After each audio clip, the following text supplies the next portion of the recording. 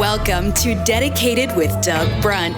You have just gained access to an exclusive insider's look at the lives and works of some of your favorite authors, and hear conversations with the world's greatest writers as they discuss their writing lifestyle, creative process, latest work, and behind-the-scenes revelations.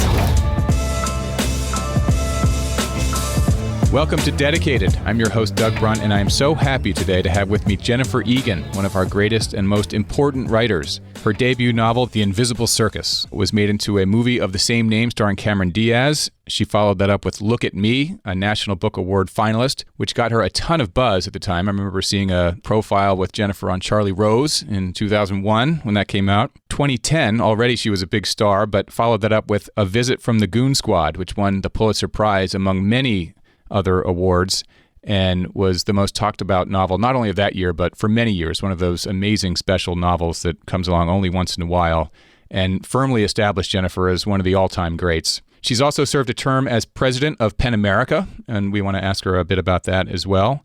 Her latest book, The Candy House, is a companion novel to Goon Squad, and is a terrific, terrific book, as you would expect of someone of her talent. But the number one thing that anyone who knows Jennifer Egan says about Jennifer Egan is that she is just the best person you could ever know. I have many people who attest to that. So, Jennifer, welcome to the show. Thank you so much. So we were emailing leading up to this, and we met a few years ago at a festival. Over the course of the emails, I realized you go by Jenny. I do, yes. We'll go with that. Now, the other thing I realized is that your favorite cocktail, at least of the moment, which is a feature of this show, is the Gold Rush. It is. Can you tell us a bit about that? And I will start making it here in the cocktail shaker. Sure. Well, actually, the Gold Rush is sort of the more standard version of actually a drink that a friend of mine invented. Her name is Laura Kriska, and she's actually a writer also, has written an amazing business book about working across cultures. But anyway, Laura invented a cocktail called the Chaos Corrector, which I think perhaps is misnamed because it actually has caused a fair amount of chaos in my life when I've had too many of them. But it's essentially a bourbon sour, but in her version, it has a twist that is really excellent. But anyway, what that drink made me realize is that I love bourbon sours, and a Gold Rush is also a bourbon sour made a little differently with honey and as the sweetener as opposed to simple syrup, and also some lemon juice. And the proportions are a little different, but it's wonderful.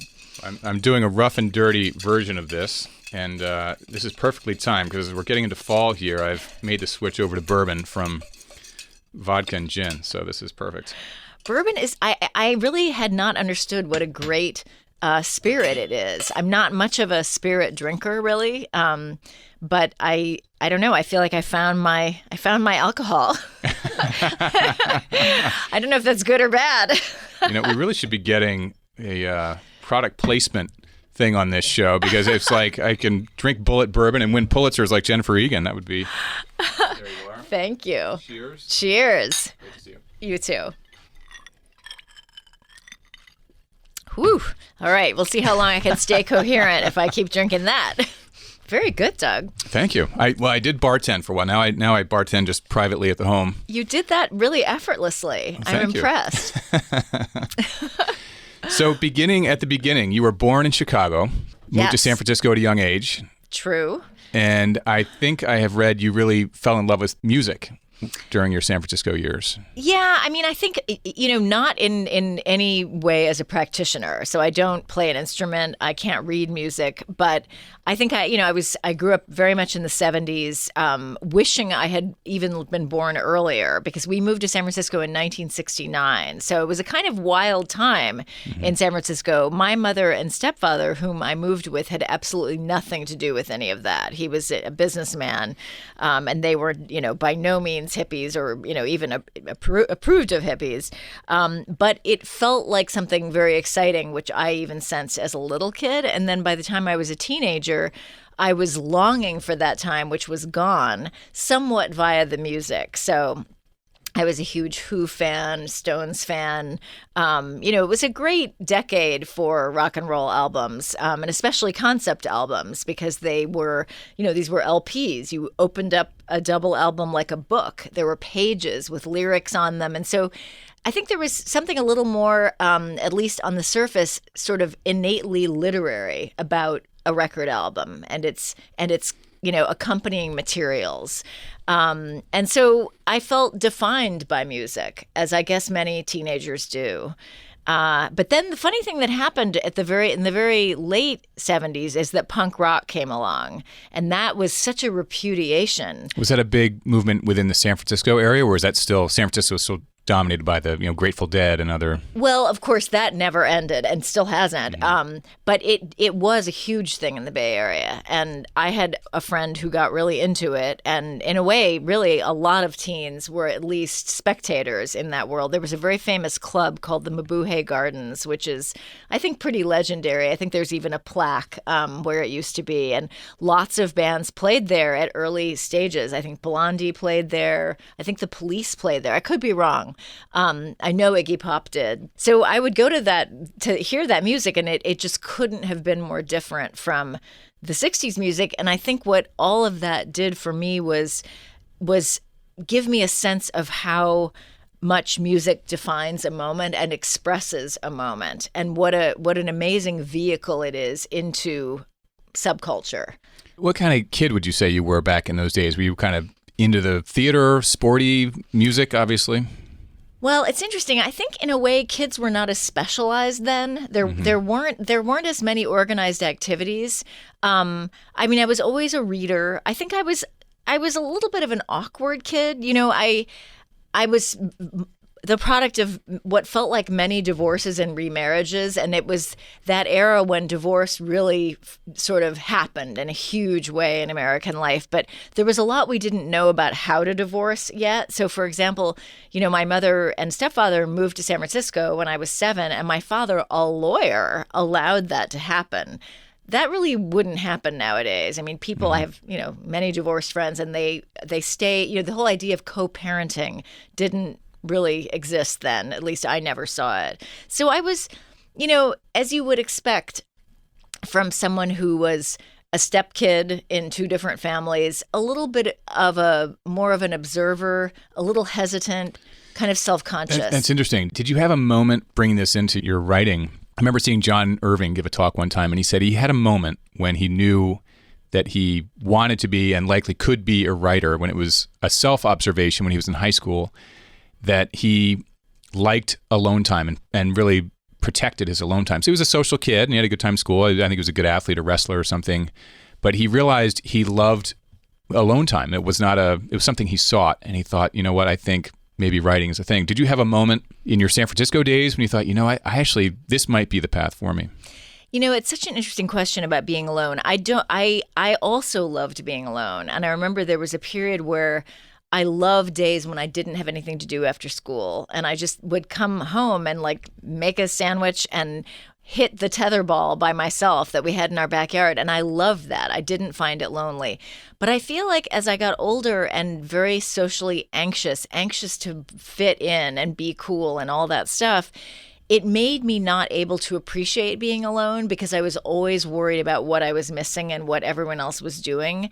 And I think it sort of robbed me. That anxiety robbed me of the pleasure of aloneness. And I think about that now because of social media. Oh, yeah, like the Snap maps and things like that. My kids are younger than yours, but I'm already hearing about these kinds of exclusionary things that can happen with social media. It seems like a nightmare, frankly. I mean, it was already hard, and now it just feels like one is confronted with what's happening elsewhere constantly. But anyway, it took me a while to reconnect with my aloneness. And I think what it really required was that I took a gap year and I traveled by myself in Europe with a backpack.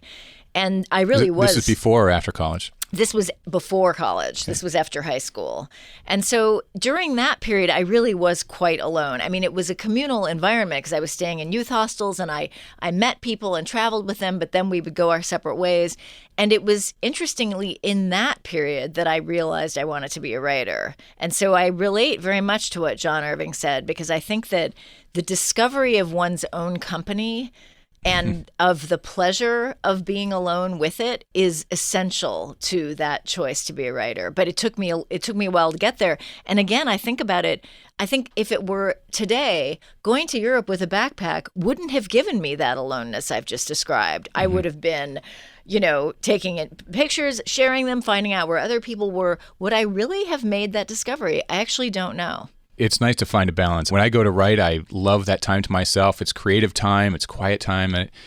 Scott Turow is a friend, and he was saying that he tells his wife when he's going to go write, he's like, all right, I'm heading upstairs to spend some time with my imaginary friends now. And I think if you're going to be a writer, you have to really want that time to yourself. But so after the backpack trip, you then go to UPenn. I went to UPenn. I mean, the backpack trip ended sort of messily because I actually had a lot of panic attacks, and it was a little bit, that aloneness was scary. And I guess that's one thing I would say is that being alone is not always comfortable, but it's sometimes you still make amazing discoveries. That is young to head around. I mean, I can't. My oldest is almost 13. I don't picture myself at 17 or 18 letting him go to Europe. I don't know. Maybe we're raising them slower than we did then. Imagine letting them go to Europe from San Francisco. So 9-hour time difference, extremely long flight, and of course no cell phones and no internet. So my mother basically just had to hope I would call now and then. And when I did call, I had to wait at an international calling center, wait in line, and I might get no answer or a busy signal. So it was a kind of aloneness that becomes extremely hard to conceive of. And you went by yourself, not with a friend? I went by myself. My friends all went to college. So I guess it was somewhat adventurous, although I think plenty of other people were doing it, just no one that I happened to know. And then I did go to UPenn, and it felt like the most cosseted, cuddly, safe place in the world compared to what I had been doing. And that was so great, actually. And I'm still close to so many friends from that time. I had such a great experience. I think I appreciated it so profoundly because of that aloneness that preceded it, and because I really knew what I wanted to do. Oh, it's an incredibly maturing experience. So then I know you were up at New York City interning because we have a mutual friend, John Stossel. And you are also, in addition to being a Pulitzer Prize-winning novelist, you are a journalist, but you interned with Stossel for a period of time in New York. I did. That was an amazing summer. So it was a competitive internship, and it was a paid internship, which wasn't that common then. Was he at ABC then? He was at ABC. Yeah, he was at, he was working with Barbara Walters and, what was that news program? Oh, help us, Mike. Dateline, Nightline, what was the 2020? 2020. Thank you. Yeah, so he was the consumer reporter at 2020, and so I got this internship, which was just thrilling. And I rented with my friend from Penn, who was interning at the UN. We rented an NYU professor's apartment, and we had the time of our lives. And my subject when working for John, with whom I had very little contact, by the way, was not low and non-alcoholic beer. And so it was so funny because I was just an intern, but I was calling these places saying, I'm from ABC News 2020, and huge quantities of low and non-alcoholic beer were just pouring into ABC News. And it was amazing to me, the power of invoking ABC News. Like, they didn't care who I was or how little power I had. They wanted me to have their product. That's funny. That reminds me of a story with Stossel. He was doing consumer stuff even when I got to know him years later, and he did some story on children's bathtub toys or something, and then they have dangerous, I can't remember the name, but like chemicals on the bath toys or something that can, be harmful to kids. So he did this whole thing, and the result of his analysis was it is harmful to kids. And in the end, he's like, he knew we had kids. Like, hey, I've got all these extra bath toys. We're like, what? So he sent them over. Hilarious. One other quick one on Stossel, who I really do adore Stossel. He's a great guy. His son wrote a college essay on what it was like to be raised in New York City as the child of a libertarian. And the challenges that come with that. His son seems like such an interesting guy, actually. I saw an article about him in an airplane magazine, and I thought it's so interesting. It seems like he's carried certain traits of his father, but also reacted against him. One more thing that I remember working on was actually that had an impact on my fiction. I ended up writing about a character who did this, was about food stylists and about all the fakery that goes into food styling. And it was somehow we were searing beef in the Plaza Hotel using basically just a sort of long metal strip that was, so it's raw beef that is seared in strips with, a piece of very hot metal. And we were doing this at the plaza, or not we, I was observing, and set off smoke alarms. And we're ordered to leave.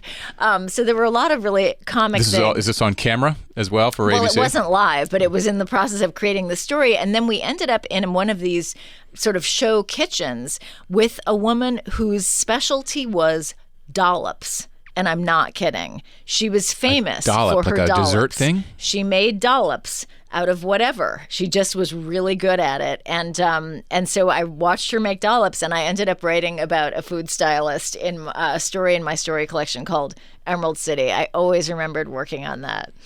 It's great. You got to live richly, and then I was just talking to someone else who a number of people have started their novelist careers a little later in life. They sort of lived 20 years, but you've got so many interesting stories, starting with your overseas backpacking that have fed so many of your stories.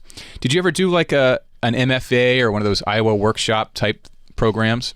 Truthfully, I did not get into any of those programs. So I did apply right out of college, and I was rejected all around. I'm so glad that happened, because the reason I was rejected was just that my work didn't show any promise, and I think I just wasn't ready to be doing workshops at that point. And I ended up with this scholarship to study in England. So I wouldn't have gone to these programs anyway. But I definitely didn't feel confident about my writing ability, and I had no reason to really feel very confident. I was not a precocious writer. It really took me a while to figure out what I was doing. Were you leaning more toward journalism or novel writing at that time? Always fiction. I mean, that's always been my first love. And I did, I took some fiction writing classes in college, and I really enjoyed them, and, got some nice pats on the head. But I just, my work there was nothing distinct about it. So I never did get an MFA. I think, they're useful. Workshops are really useful. And in a way, I'm in one permanently, because I have a writing group that meets regularly, and that's essentially what a workshop is. So I do love getting feedback, but I didn't actually spend 2 years in a community like that. Your journalism, I wonder if you have a natural knack for it. It seems, and I don't know if you have thoughts on this, but your novel writing has a reputation for, and really is predictive of culture and technology and things. I mean, many people have discussed that about your writing. Is there some sort of journalistic on-the-beat mentality that you have that consciously or unconsciously comes into your fiction? It's interesting. I think fiction by anyone can end up being predictive just because of what fiction is, which, as I think of it, is a sort of artifact of the dream life of the culture around us. So any artist is synthesizing the moment that we all inhabit into something, whether it's, visual art or film or TV or whatever. So, and what we're doing is picking up on all kinds of strains and factors about this moment that may not even be that obvious, and may not even be obvious to us consciously.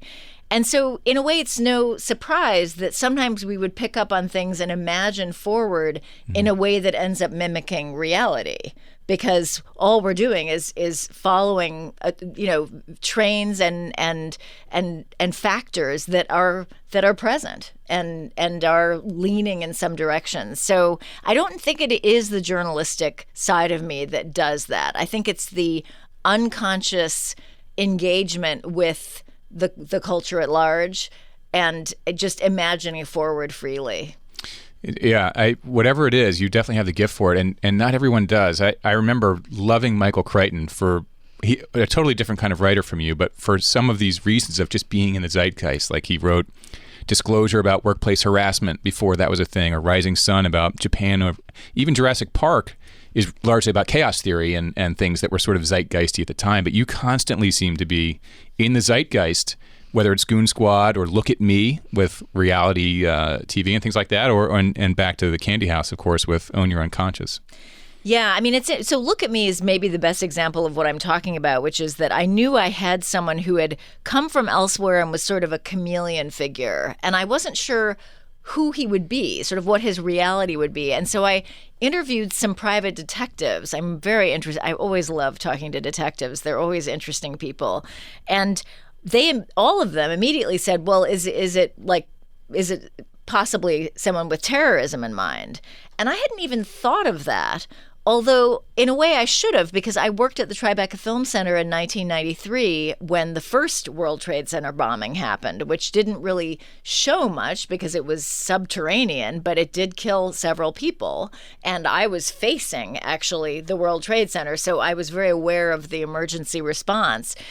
So somehow, having seen that, and then what these gentlemen were saying to me, which is that absolutely there are people here, there are people in terrorist cells which either are or are not directly linked to overseas entities. What year were you having these interviews? This was all in the 90s. Because your book came out in 01. Yeah, well, that was a freak of timing. It came out the week of 9/11. But anyway, my guy in my book does fantasize overtly about blowing up the World Trade Center, which was pretty crazy, but in a way not, because it had already happened and people knew that there were folks around who wanted to do things like this. And I also spoke to FBI counterterrorism people. And a lot of the details that I used of his life were things they told me. Mm-hmm. So I was just drawing on existing data, I guess is another way of putting it, and just interpreting it in my own imaginative way.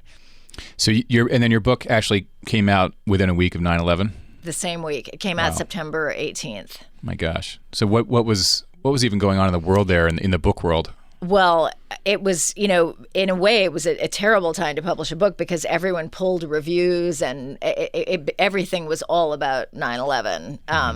Because I lived here at the time, I was sorry that my book was getting kind of lost in the shuffle, but I also was so, just appalled by what had happened here and shocked to see the city turn into a war zone overnight that I too was very distracted, mm-hmm. But I had worked on the book for a long time. And then it was interesting. At first, nothing happened from a book standpoint. But then after a couple of weeks, people started reaching out to me and saying, this is really strange. Your book seems to have some kind of odd resonances.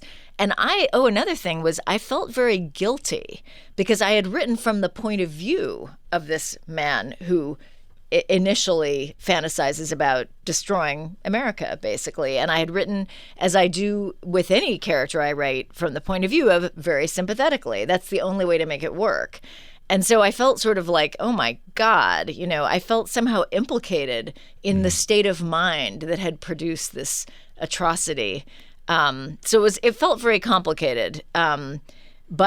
But in the end, I think maybe it did get some attention for the book as the fall went on and people started to read it and notice these uncanny elements. Well, the Charlie Rose interview that I mentioned earlier, I remember that was probably soon after there, and some of that was mentioned. But your research on that is a good segue into process. I'd like to talk a little bit about your process. Maybe let's start with research. I know Manhattan Beach, you did an enormous amount of research for that, but for all your books, you do interviews and primary, secondary research. Yeah, that's where I think the journalism has been very helpful. It has given me a methodology and sort of a confidence about how to learn about things that I know nothing about. So in the case of Manhattan Beach, it involves all this technical stuff from the 30s and 40s, deep sea diving, shipbuilding, merchant sailing, survival at sea. None of that did I know anything about. And I don't think I could have attempted it if I didn't have a journalism background. So that's probably the most extreme case. But the interesting thing is that since I write without a plan, and in a way that's the most important thing to say about process, that my process at the beginning is very improvisational. So you don't outline? Only after I have a draft. Wow. Yeah. So if you think of improv, which I say having never done it on stage or musically, the whole idea is that you're looking for sort of a line of action, and then the actors, the performers kind of lean into that and just go with it. And that's kind of what I'm doing when I write fiction. If I just sit down and think, okay, here's a story that I'm going to write, I don't have good ideas, frankly. They're not interesting enough. And maybe that was the problem when I was a younger writer and my work wasn't very interesting. Maybe I was still trying to do it the other way, to make a plan and execute it. I hadn't figured out yet that the only way I can get to good material in myself is to surprise myself. In other words, to do exactly the opposite of plan. So I write in a fairly blind way by hand, fiction, journalism, all on a computer. And I don't read over what I've written until the next day. And I read it over once just to get back into the flow. And I try to keep going for as long as I can like that. And so back to the research question, it's very hard to know what to research when I don't know what my story is. So what I find is that there's often kind of a dialectic. With Manhattan Beach, I knew I wanted to write about the 30s and 40s. That's kind of all I knew at the beginning, kind of general, in New York. So I started by looking at a lot of photographs of New York from those years. And I immediately saw that all the action was on the waterfront. That every picture seemed to include water. And that's something that, as contemporary New Yorkers, I mean, the water's wonderful. We like jogging by the water, but we don't think of that as the locus. That's not where we live our lives. It's not where the action is. Yeah. It's not where the commerce is happening. So that was interesting. And so I sort of followed the water and immediately came to the Brooklyn Navy Yard, which was the largest builder and repairer of Allied ships during World War II. It was 7 blocks from my home, and I had never even known much about it. So then I got involved in an oral history project interviewing women who had worked at the Navy Yard during the war years. And luckily, there was still... That was coincidental? Well, no, I got to know people at the Navy Yard, and they were partnering with the Brooklyn Historical Society. And this is a period that is really slipping from living memory much more severely now. I mean, people who have memories of World War II are now in their 90s. Then they were in their early 80s. So I started participating in these conversations. I hadn't written a word. I was just trying to learn. And through these conversations and letters that I read while working on other books, certain kind of themes kept reemerging. One was organized crime, which was everywhere, and it was acceptable, quasi-acceptable as a job description to be a gangster. And that was left over from Prohibition, when the quote-unquote gangsters were basically liquor dealers supplying everyone with what they wanted. Another was shipbuilding and how critical it was. And then that sort of led to deep sea diving, because there was a lot of civilian diving around New York during World War II. And this was all stuff I was learning before I'd started writing. Then I began writing. This is before you even attempted the first draft and done your... Just enough to get a sense of what are the elements. So I know you start with place. So you're establishing your place, or before you do characters and themes. Exactly. And not meaning zip code or city so much as an atmosphere. An atmosphere, and a very noirish atmosphere I knew I wanted. And so then I started writing, and it's a very blundering process because, as with any improv, sometimes it's good, sometimes it's not.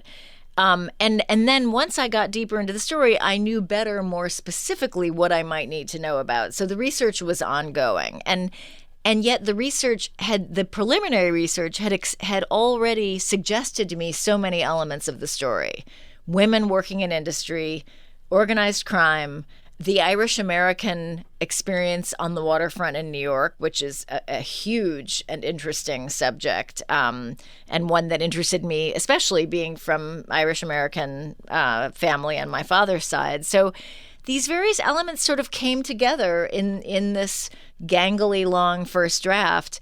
And then you wrote an outline? Yes. Amazing. And that's how I always do it, because it's only when I know what I have that I know what it could be.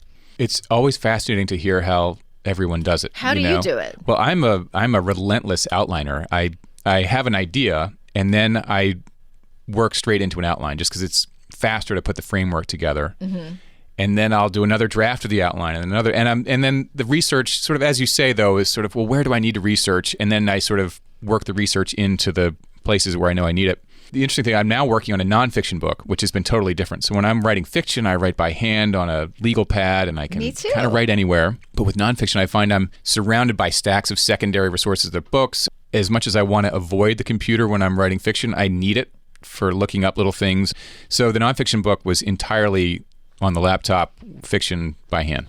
I feel exactly the same. That's kind of fascinating. And I actually, for someone that I spoke to for research for the Candy House, who has worked with special ops and the military, explained to me that, and he's a kind of performance specialist, how to get the absolute top performance out of people who are already top performers. And he explained to me something interesting. His name is George Carlo. That there are different sides of our brains that are activated when we handwrite, especially in cursive, versus printing, which is much more like typing, and that one lends itself much more to sort of creative undertakings versus what you describe with nonfiction, which is, resources all around you. And it's much more an act of distillation than creation per se. That's kind of what nonfiction is. Like you're an expert. Now you have to somehow compress all of that and tell expertise. Someone else's story in a way and hopefully do some justice to it. But yeah, you're not creating a new story. Exactly. That's interesting. So I find it exactly that same division of technique. Do you see that in your journalism versus your fiction writing? Totally. As a journalist, the writing part is the least of it. I mean, it's all of the conversations and the often months of observation that really are what I'm bringing to bear on this document that I finally write on a computer usually in a pretty short time compared to how long I've spent researching with lots of stuff around me. I mean, when you describe that, that's exactly piles of things. Yeah. So a couple other process questions, getting down to real nitty-gritty stuff, like coffee. I have a gallon capacity for coffee in the morning when I'm writing. Are you a coffee drinker while you write? Totally a coffee drinker. I love coffee so much. Just the smell of coffee puts me in a good mood. The only problem is occasionally I get these racing heart things, which I'm having like this week. So I'm not drinking coffee this week, and I miss it so much. That has happened. So I start usually around 8:39 with a cup of coffee. And I'll go to 1.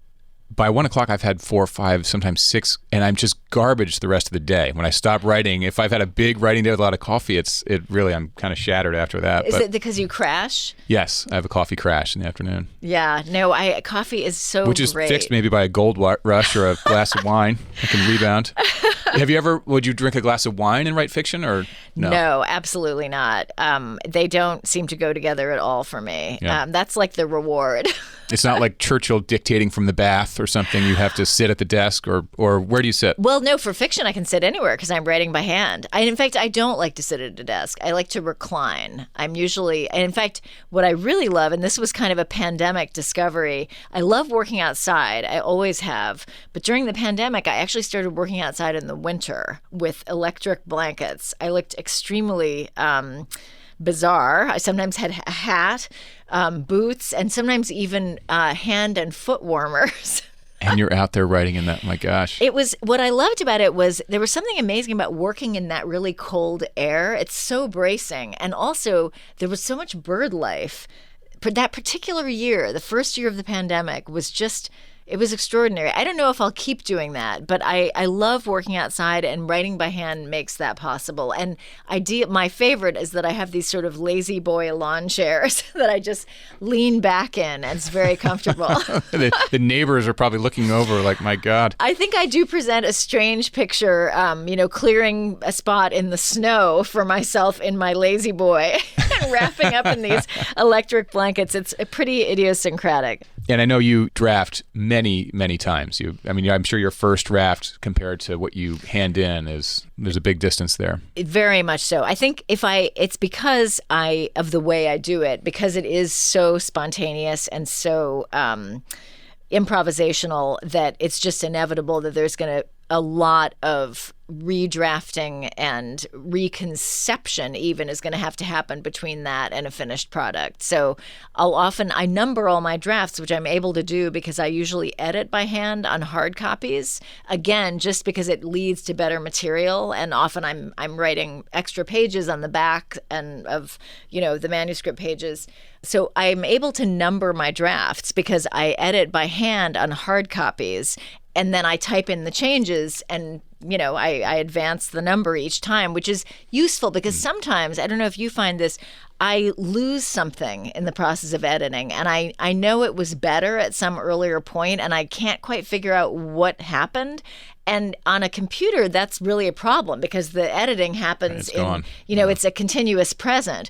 But because I actually have a paper trail of previous drafts, I will sometimes be able to dig back down and find what got lost.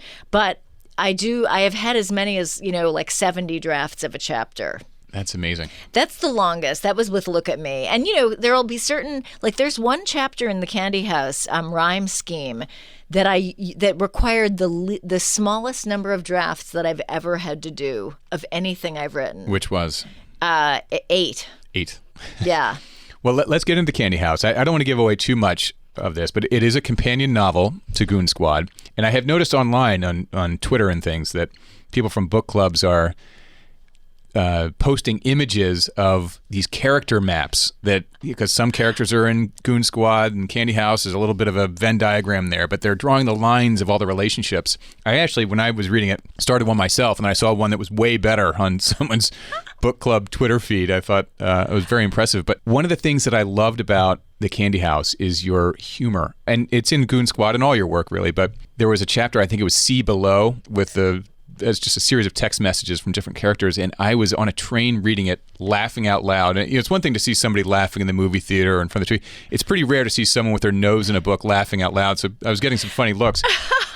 That makes me so happy. It's hard to do that on the page.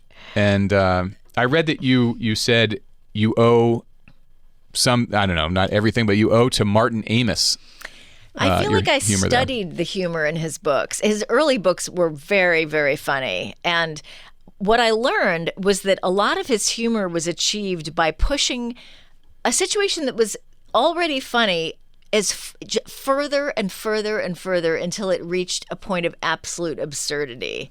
And I think in a way, the kind of the method that I use of this more improvisational writing tends toward humor sometimes, because if it's the nature of improv that you lean into a line of action and keep pushing it. So I find that when I am doing my job well, I often reach a point, even in a scene that didn't begin comically, of comedy, because I've followed logic to the point of absurdity. And I'm always very happy if I can reach a point where something is both makes sense and is ridiculous and crazy at the same time. Mm-hmm. There's something so fun about encompassing both of those extremes in the same moment. And so that I was very happy when I could do that in both Goon Squad and Candy House. I think it happened even more in Candy House. There were many funny. I also love Martin Amis. His father, Kingsley Amis, had Lucky Jim is one of my favorite books of all time. Best campus novel I've ever read, right. Absolutely laugh out loud funny, including physical comedy. Yeah. I mean, they're almost like pratfalls in Lucky Jim, and I love doing that. I mean, there's a scene in my novel The Keep. I remember writing this and thinking, I've died and gone to heaven, where a guy is in a Gothic castle and he is eavesdropping on people down below. He leans so far out that he falls out of the window, but the only thing that holds him is he has these really nice boots that he bought years ago that are still over the edge of the window sill in this old castle. But then he starts to realize that his feet are slowly sliding out of the boots. And I mean, it's just ridiculous. It's like something you would see in a Charlie Chaplin movie, but for some reason it happened on the page. Yep. And those are fun moments. Your timing, you have a comedic timing in your writing. There's a sort of rhythm that lends itself. It's not even just sort of like the story sometimes. You hit it just exactly the right notes on it. But you know what's funny? I'm not really a funny person in real life. So I was interviewing Gish Jen, the amazing writer, about her work, which is very funny. And I said, Gish, how do you do humor? And she said, I'm just funny, which was actually really funny and proof of her point right there. Right. But that's not true of me. Like, I don't remember jokes. I never tell jokes. And I'm also not like a big teller of funny stories in person. So for some reason on the page, I have a looser, freer feeling that lets me be funny. And I think I appreciate it all the more because I'm not that person in real life. I know with Candy House, you said that some of this, I think you made reference to, was written back almost in the Goon Squad days. And that in a sense, you almost never stopped writing Goon Squad because it sort of bled into this. And could there be a third? Could you just keep going with the universe you've created here? Well, it's interesting. I was already working on one chapter of the Candy House while I was on my book tour for Goon Squad. So it really didn't end, although I never thought, oh, it's too bad I already finished Goon Squad because I could have added this. I knew it was part of something very different because it was even further out structurally than anything I had in Goon Squad. So I knew that. But the thing is, and I did keep going for another couple of years writing original material.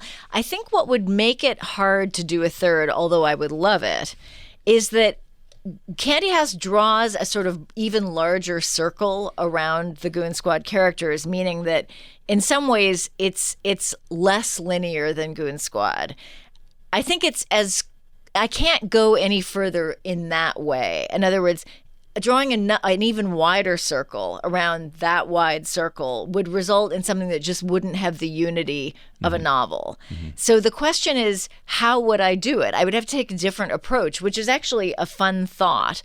But whereas I already had a lot of instincts and impulses by the time Goon Squad came out about other things I wanted to do, I don't really have that yet about this world. I mean, part of it is I'm working on 2 other projects and I'm just thinking about other things, but I think I would have to take a more focused approach, which would be strange given the broad scope and scale of these 2 books. So it would have to be really different, but in a way it would have to be just to be desirable because I don't want to just keep doing the same thing again and again. I'm very open to it, I guess is the answer, but I don't have an idea about how I would do it. Well, one of the things that I love you take on here in this book is the perils and the benefits of technology. And I know you've made reference to the attention economy, and these screens are great and there's a lot of benefits to it, but you do pay a price whether you know it or not. You can spend 4 hours doing this, or you can spend 4 hours staring at your screen. And as parents, that's something I'm sure you think a lot. You're a mother of 2 boys, college age. I have 3 kids, 13 to 9. And so they have to be on it a little bit. They don't have social media yet. We probably might have to yield to that at some point, but we're keeping them off that as much as we can. But I really am of 2 minds of it because I grew up watching a ton of TV. I mean, I watched Hogan's Heroes and all the Saturday morning cartoons. And looking back, I don't have huge regrets about that. I think, it was part of a cultural experience and I got something out of it. But where do you land on that with not only in the book, but with your life and your kids, and how do you manage the tech that we're facing? Well, I also watched a fair amount of TV, and I feel grateful for it, actually. I not only do I not regret it, some of what I watched, even when I wasn't allowed to, fed directly into fiction. And one example of that is the very cheesy soap opera Dark Shadows, which was a Gothic soap opera that had all the Gothic tropes, old castle, people coming to life out of graves, identical twins, of course, played by the same actress. And my mother didn't want me to watch this. And so when she wasn't home, I did after school. And I think that's honestly what got me interested in the Gothic. So anything can be useful. All of that said, I, as a parent, am very wary of technology. I mean, now it's out of my hands, obviously. My kids are in college, but we were pretty stingy with them. And one thing about technology is it changes so fast that even having kids as far apart in age as ours are, mine are 19 and 21, and your oldest is 13, those are like different generations technologically. Right. So I didn't even get an iPhone till my oldest was 11. So there was no way they were going to be getting iPhones, and most kids didn't have them at that time, but that's really changed. Right.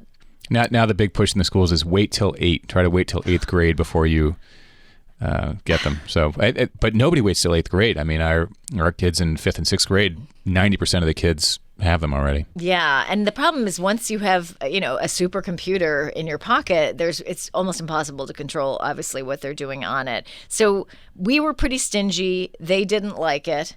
I'm not sure what difference it made. I guess that's the big question. Mm-hmm. I mean, they played tons of imaginary games. They were extremely creative, were and are.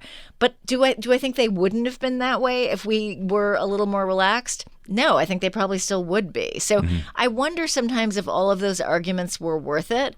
Our younger son says he's going to be way more strict. We weren't strict enough. And I think our older one thinks we were too strict. So I don't know. I think we're all constantly at sea. I mean, and the problem too is, sometimes we're not really able to control it as well as we think because they go to other friends' houses. And right. Just because they don't have one doesn't mean they're not finding a way. And half the time I'm wishing they did have it. I would like to reach them at some point. If I could just send it, if only he had a phone, I could text him right now and know what's going on, or he could text me and make things a lot simpler. But your 13-year-old must have a phone. He's had one for almost a year. Well, you held out a long time. I hand it to you because in this environment, that is late. He was the last in his class. But to your point, maybe it could have been sooner. I don't know. I mean, I'm sure there are lots of kids who had it sooner who used it in the right ways and. Yeah, I mean, I do think that the kids are savvier sometimes than the adults about how to control some of this stuff, which is I find very heartening. I think they understand very well that the people who are going to go on to be productive are the people who are going to figure out how not to scroll endlessly. So, for example, one of my kids mentioned that he's gotten rid of TikTok because he just found it was really a time suck. I know younger people who have stopped social media. So I have a niece who actually only takes Polaroid photos. Oh, I love that. So I feel like, I have a lot of faith in people's ability to understand what they're up against and regulate themselves. But as a parent, I felt terror, absolute terror of the power and the allure of this stuff and my inability to make them not want it. I could control what they got, but you can't control what people want. It's very tricky. And then the other thing that my kids understand very well is that the smartest people in the world are working in these industries with the specific job to make these apps and all of it so compelling that we can't stop doing it. That sort of insidious angle of this really is terrifying to me. I know I can't remember the name of the documentary, but there's one that talks about how they are so smart at figuring out how to suck you in and keep you in. That is very scary because it just feels like a lot to contend with, especially for a young person, but honestly for all of us. Speaking of things changing, I did want to round back to something I said in the intro about you being an important writer and a great and important writer. But by important, when I think of you as an important writer, I'm not thinking about rising through the sales charts. It's more about having an impact on the novel, the future of the novel, how we think about it, how we think about writing it, and even broader than the novel, how we think about language. And I was having a conversation with Nelson DeMille, who's a friend, and he's been selling tons of books since the early 70s. And he was saying, Doug, even in my career, which now is 50 years or so, he said the language has changed. And if we go all the way back to James Joyce, and I don't mean just like adding bling to the dictionary, which is a thing, I think, from some years ago, but if you go back to James Joyce, it's apparent. The language, how the novels are written and read is different. From Nelson's career, it has changed. I think you could make the argument even from Goon Squad, maybe because of Goon Squad, from 2010, it has changed. But what are your thoughts on the language changing, the novel changing? I mean, I think the novel was invented to be very flexible. And if you look at the earliest novels, they're pretty crazy. I mean, Don Quixote or Tristram Shandy, these are wild books. They're very meta. There's a lot of sort of breaking through the fourth wall. And they're also very eclectic. They bring in all kinds of genres of writing. So legal documents. In Tristram Shandy, there's a page that's just black. So he's using graphics. So I feel like the novel can really do anything. And I love that because it just feels like it has the resilience to survive even in a world where there are so many threats to it. And I also think that novels do something that nothing else can do, certainly nothing image-based, because the novel, as I see it, is the only narrative art form that actually puts you inside the mind of another human being. We're very image saturated, but images are not if you're looking at a picture, you are by definition on the outside. That's why we have voiceovers and all of that to kind of evoke the feeling of being inside this person as you are in fact watching them. And so I feel like fiction still has a unique role to play. That's right. I mean, the novel, it's not a passive experience in the way that just sitting back and taking in a movie is. And that is the crucial thing, because I think it is easier to watch. It is easier to rely on our eyes. And it's also very easy to get a little out of shape as a reader. And I even feel that, if I haven't read 19th century fiction in a while, there's sort of a barrier to entry. The language feels hard. I have to sort of work a little bit to get to get back in shape to read it, and then it becomes really fun. I think that's part of the appeal of audio as well, audio experiences, because there is also it fires the imagination because they're hearing our words, but they're now picturing you and I sitting old school in a room together drinking the Gold Rush cocktail, but someone can evoke all of that for themselves. And the language is what's doing it. I am an audio freak. I am listening to fiction all the time unless I'm interacting with another human being or reading a physical book. I mean, I listen while gardening, cooking, you name it, laundry, walking, waiting for the subway. It's fantastic. I absolutely love it. And, storytelling began as an oral tradition. People sometimes will say, well, I read your book. I mean, it was on audio. I hope that's okay. I feel like, okay, are you kidding me? That's what it is. It is the power of the language. A lot of it resides in its music, in its rhythm and its sound. And in our writing group, we only read aloud. We never look at things on a page. We just listen to the person read their work and we respond. So all of that is so important. But the thing that's worrisome is that as people do watch more and read less, reading is harder. And I think sometimes people feel like, reading is too hard. And it's only that their reading muscles are just slightly out of shape and they just need to exercise them a little more, which would give them an experience that the image world cannot give. Yeah, I totally. It is a muscle. And I find when I haven't read for a while and I come back, you can build up endurance in the same way that, would be on a bike.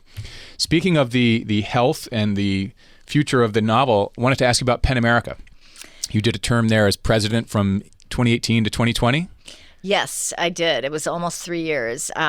So the audience knows I have, just off the website, it's PEN America is the intersection of human rights and literature, champion the freedom to write, and celebrate creative expression. So sort of the mission. Maybe people from every era would make the same claim, but it seems like an interesting time, an interesting challenge for that mission.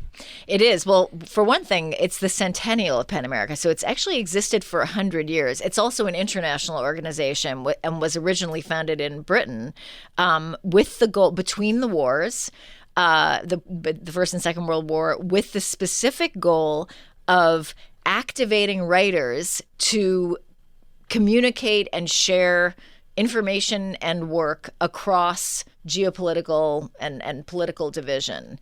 And I think it's such a fantastic mission. I mean, it didn't prevent another war, obviously, but I think that goal of insisting upon the importance of literary culture and using it as a point of connection among people all over is so important. And PEN America is a non-political, I mean, it is a nonpartisan organization. There have always been both conservative and liberal writers and all the way across the spectrum in the organization. And I think that's incredibly important because the goal is to be able to share and communicate across barriers. It's something that we've become incredibly bad at in this country. Yeah. There's this idea that, we only want to talk to people who agree with us. You could argue that that's not even really a conversation. I mean, if we're just getting pats on the back and hearing what we already think. What are we learning?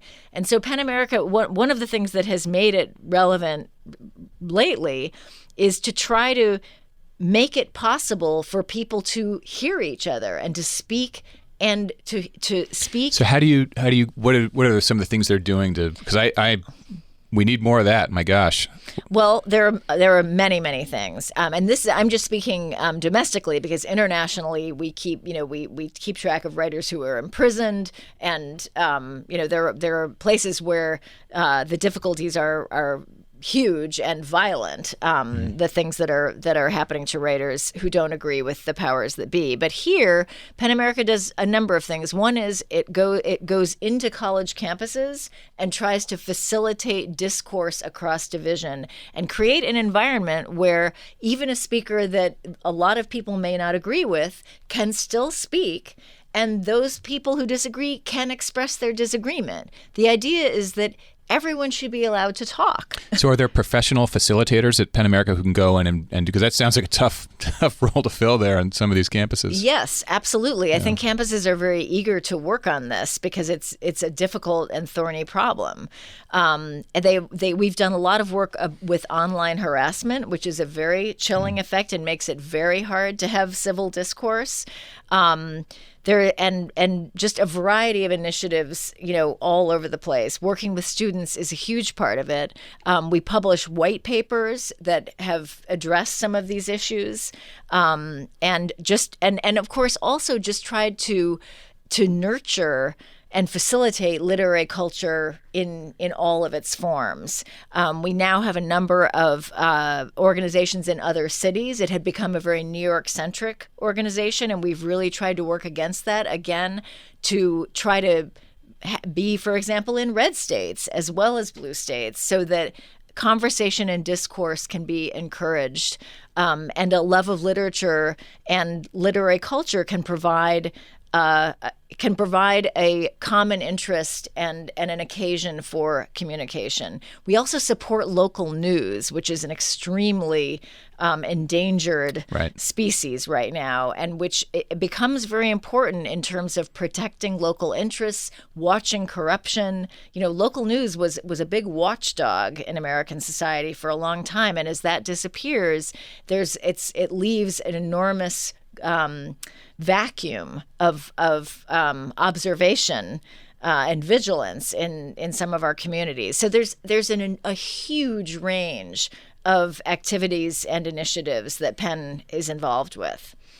Well, that's a great organization, and thank you for serving as president. I know you've got, with 70 drafts of your novel going, it's not like you don't have other things going on in your life. So it's great that you were in that post for a couple of years. I loved doing it. And there's actually, at the New York Historical Society, there's an exhibit right now about the centennial with all kinds of artifacts from PEN's history, and you can learn about some of the writers who were involved. It's really, really wonderful. That's Upper West Side of New York, the Historical Society? Yeah, okay. In the, I think, upper 70s on Central Park West. Okay, I'll check that out.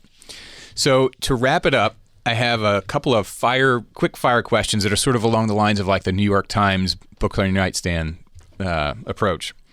So a couple of your favorite TV series that you would recommend.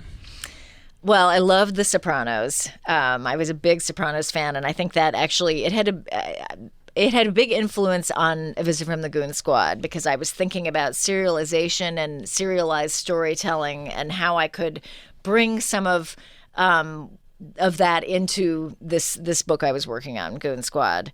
I also loved watching with my kids How I Met Your Mother.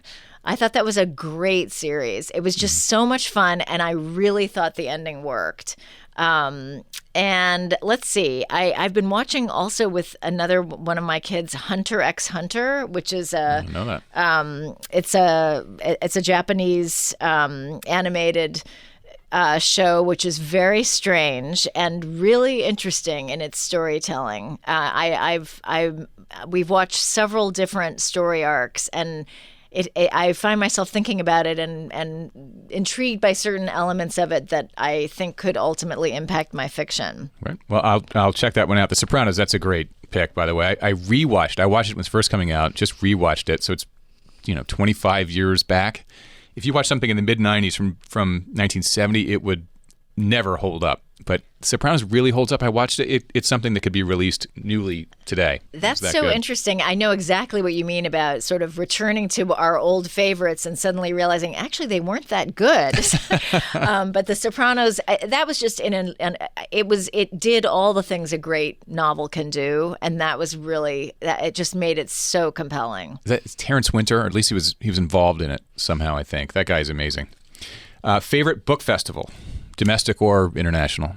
Gosh, that's a tough one. I hate to play favorites with book festivals. Maybe just name a couple good ones. Okay, I'll name a few good ones. So I've had a great. Well, I just was at the Mississippi Book Festival, which is in Jackson, Mississippi, and I want to give a shout out to them because I got there in early August and learned that you couldn't drink the water in Jackson, Mississippi, and I couldn't believe that I didn't know about like this. a Flint, Michigan thing? Yes.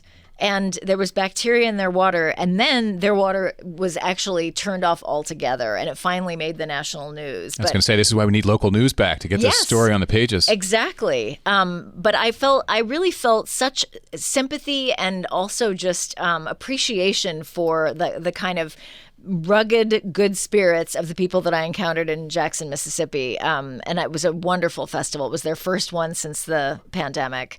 I love the National Book Festival in Washington. It's just they always pack these huge halls. They used to do it outside, but they had some really muddy times that I think made them go inside. But it's just such a reminder that there really are still lots of people who love to read. Brooklyn Book Festival, that's a fantastic one. I think one thing I love, like the National Book Festival, it's just one day. It's just this day crammed with writers and writing. And so, and it's relatively new, and it's become a really, successful, vibrant festival that brings in people from all over. And I think the last one I'll mention is actually Pan America's World Voices Festival, which is fantastic because it's so eclectic with a real emphasis on bringing international voices to American readers, which is something that, American readers, and I include myself, we're often kind of weak on reading, writing, and translation. Right. So the World Voices Festival is just a fantastic way in which Pan America draws on its kind of global networks to bring really interesting international writers into New York. All right, so let's do the classic books on the nightstand. And you can't name one that's, begging for a blurb, something you paid money for. Well, I've been reading a lot of 1950s detective fiction, which is really fun. Is this a tell about what the next novel from you is going to be? We'll see. Here's hoping. So let's see. So I have a number of books like that. I actually, you know what? So I'm very interested in murder mysteries, and I've been reading widely in that genre. And while I have read a lot of Agatha Christie, I've actually not read The Murder of Roger Ackroyd, which is an early book of hers, and a friend was raving about it the other night. So I think that is going to be my next read. For this next one, I think every writer seems to have a humbling experience about this one, but the fewest number of people who ever attended one of your book events. 0. 0. You have a 0. I have a 0. 80 chairs. It was in Ann Arbor, Michigan, and it was at a Barnes and Noble back in the days when there was still Borders. So I think you could argue this was not the right place to be reading in Ann Arbor, but it was also after the school year had ended. So the students were gone in a college town. So there were some reasons. But there was also the fact that I was a totally unknown writer.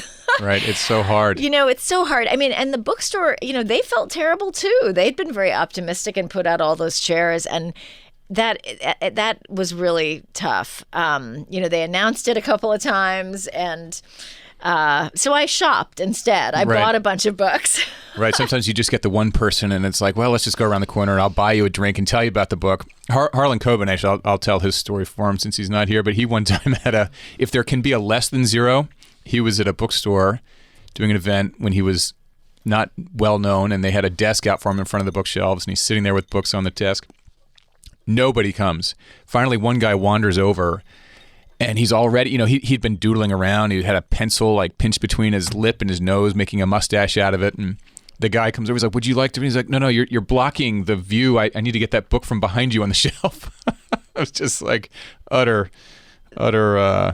It's agony. There have been so many moments in my career when I just thought it's not going to work. I think it's so important that fledgling writers know that those moments come so often early on. And in my case, it really lasted a long time because I was not hugely well known until Goon Squad. And it's hard to fill a house. Mm-hmm. People have a lot of other things they might want to do. And so it can feel incredibly discouraging. But I often find that even a zero is a zero. I don't have much redemptive to say about that. But even at times when I've had very, very small audiences and, given it my all, I felt like I reached those people. And sometimes good things have come of it. So I think it is just one of those moments where you're there for the people who are there for you.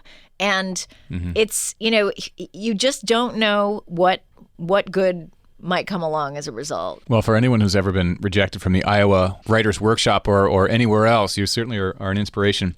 So last question, you actually just gave a pretty good piece of advice, but how about one more piece of advice for really on anything, on parenting or writing or anything?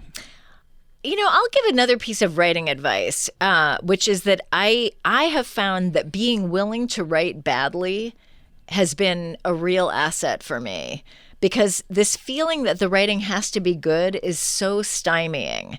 And the difference between an empty page and a page that's full of stuff that may not be that great, but it exists, is all the difference in the world. So what I often say to people who want to get into the habit of writing is just write anything and then improve it. I think this feeling of sort of waiting for the good stuff or almost feeling like you're performing as you write is such a hindrance. The great thing about writing is it really is private. No one ever has to see it. It's actually not a performance. And so that's a great asset that we have as writers. And I think the willingness to write often and badly is often a way to get work done. Oh, that's great advice. You have to get out there and get started. Yeah. Jenny, it's been a pleasure and so fun talking to you. Thanks for coming in. A pleasure. Thanks for having me.